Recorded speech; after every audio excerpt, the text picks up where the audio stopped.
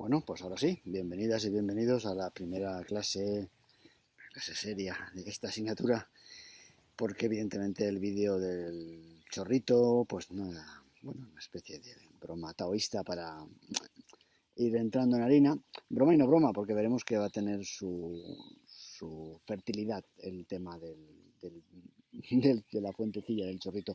Pero vamos a empezar atendiendo a las inquietudes y dudas que planteaba una compañera vuestra, Isabel, que en el foro de teoría del arte, literalmente leo su redacción, declara estar encantada de cursar esta asignatura, quien no y tal, pero dice que hay algo que le inquieta muchísimo, y es la siguiente pregunta. ¿Qué hace, dice Isabel, que una obra, pieza, objeto, etcétera, sea considerado artístico? ¿Y por qué otras obras, piezas, objetos no se consideran arte, con mayúsculas? Insiste, ¿quién, cómo y qué decide cuál es el límite entre vulgaridad, feísmo, banalidad o, por el contrario, genialidad, transgresión, vanguardia? Bueno, vamos a contestar a estas dos preguntas que son una, luego seguiremos porque el mensaje de Isabel tiene mucha amiga y da para más. Pero en estas primeras preguntas, ¿qué es lo que hace que una obra, pieza, objeto sea considerado artístico y por qué otras no? ¿O cuál es el límite y la oscilación entre vulgaridad y genialidad? Esto, compañera, es precisamente de lo que va a nuestra asignatura. O sea, esto es el núcleo duro de la asignatura. Y como tantos otros problemas filosóficos o vitales, ¿sabes? Si no pensemos en nuestras vidas personales, no tienen una única respuesta. Y esto no es una flaqueza de la filosofía, al revés, es una riqueza. Tengo varias respuestas, coge la que más te guste o la que mejor te cuadre. En todo caso, respuestas hay. Y las hay, además, altamente prestigiadas, ¿no?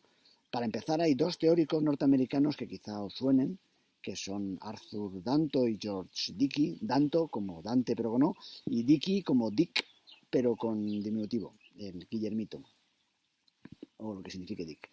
El caso es que Danto y Dickey tienen sendas teorías en las que responden a esto que Isabel pregunta. ¿Qué dice Danto? Danto dice que el límite entre lo que es considerado arte y no arte dependerá de la inserción que esa pieza tenga con algo así como una línea legitimada por lo que ha venido siendo la historia del arte. De tal manera, claro, Danto es muy autorreferencialista dentro del sistema del arte, especialmente del norteamericano, que es el hegemónico, ¿no?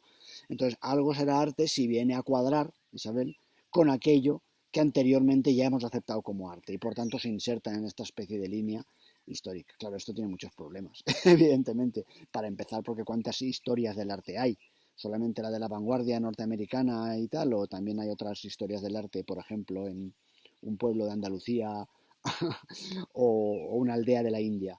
Y entonces, ¿cómo quedaría la cosa?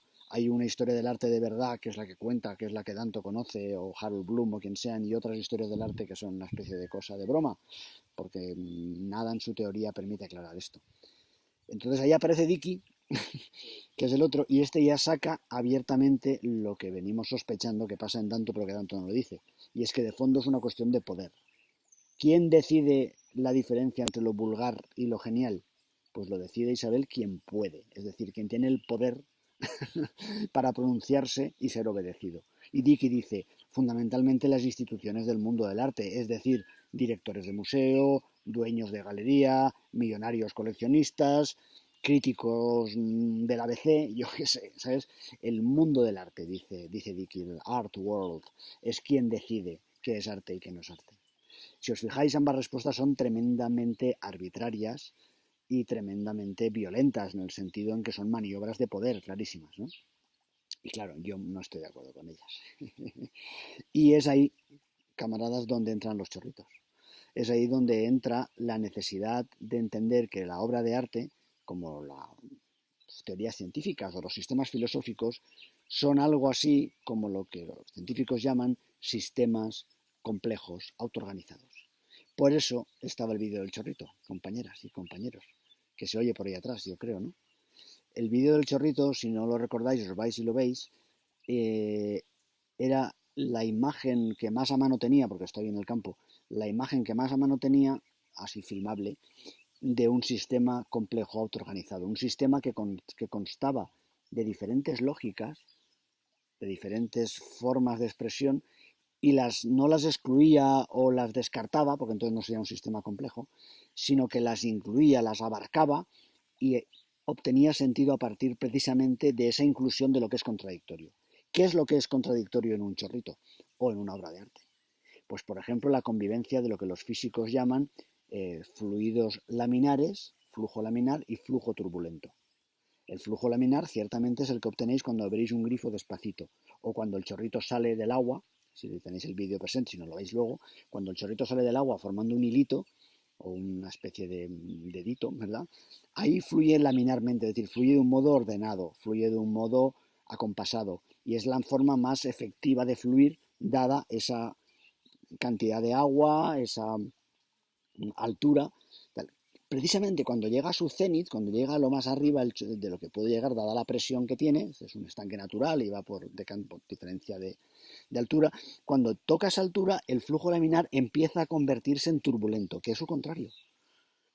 ¿Por qué? Porque en vez de formar una capa, una sucesión de láminas, pues como su nombre indica, entra en una fase de turbulencia y se divide en un montón de diferentes hilillos, y cuando cae, en vez de caer como un único cuerpo, ya cae como muchos hilillos.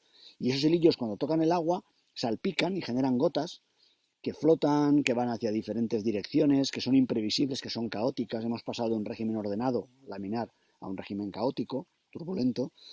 Hemos pasado de un régimen laminar fuerte, que de hecho era el chorro que emergía, a un régimen turbulento débil, que eran los diferentes chorritos que caían, que cuando tocan el agua y saltan en forma de gotas y brillan al sol y generan trayectorias imprevisibles, son un flujo turbulento fuerte. Y ese flujo turbulento fuerte, si os fijáis en el vídeo, acaba generando unas ondas concéntricas, como cuando tiras un cuerpo al agua, que se van expandiendo poco a poco.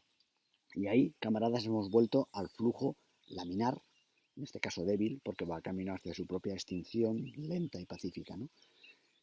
Resumiendo, en el vídeo del chorrito lo que teníamos era un flujo laminar fuerte que ascendía, un flujo turbulento débil que descendía, un flujo turbulento fuerte que se expandía y un flujo laminar débil que de nuevo tendía a extinguirse.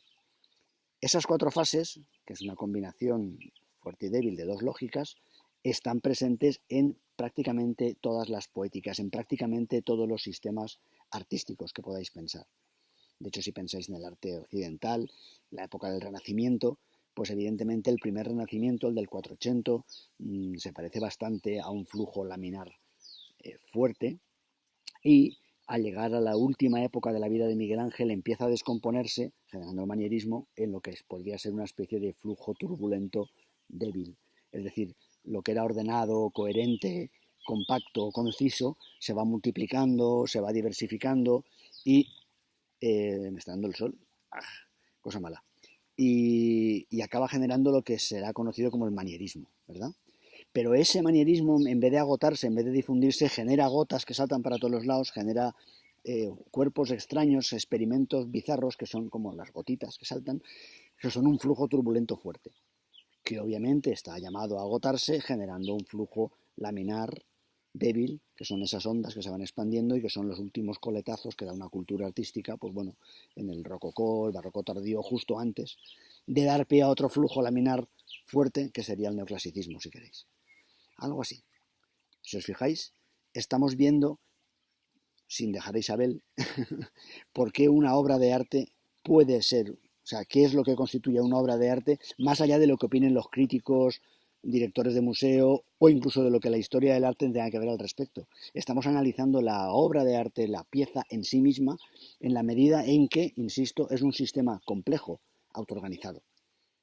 ¿Vale? Voy a cortar aquí este vídeo porque si lo hago muy largo luego no se cuelga en YouTube y es un follón y seguimos.